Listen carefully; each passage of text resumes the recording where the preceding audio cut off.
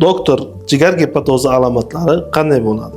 Jigar gepatozining alomatlari birinchi, ikkinchi darajalarda, ya'ni yengil darajalarda nisbatan insonga sezilmaydi, ya'ni tez charchash, holsizlik, ishtahaning yo'qligi, o'ng qovurg'alar yoyi ostida biroz og'riq bilan kuzatilishi mumkin. Lekin laborator ko'rsatkichlarda hali o'zgarishlar paydo bo'lmaydi. Xo'p, 3-4 darajalarda, ya'ni nisbatan og'ir darajalarda laborator o'zgarishlar yuzaga keladi, ya'ni ALT, ASTning ko'tarilishi, bilirubinda bo'lgan o'zgarishlar, timol sinamasi, shelishni fosfatazada o'zgarishlar yuzaga keladi.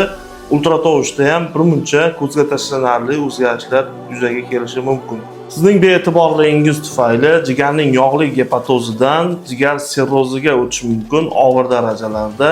Buning natijasida qorin bo'shlig'iga suv yig'ilishi, oyoqlardagi shish, ishtahasizlik va quvvatsizlikning yuqori darajaga chiqishi va terida sarg'ayishlar kelib chiqishi mumkin. Sog'lig'ingizga bee'tibor bo'lmang.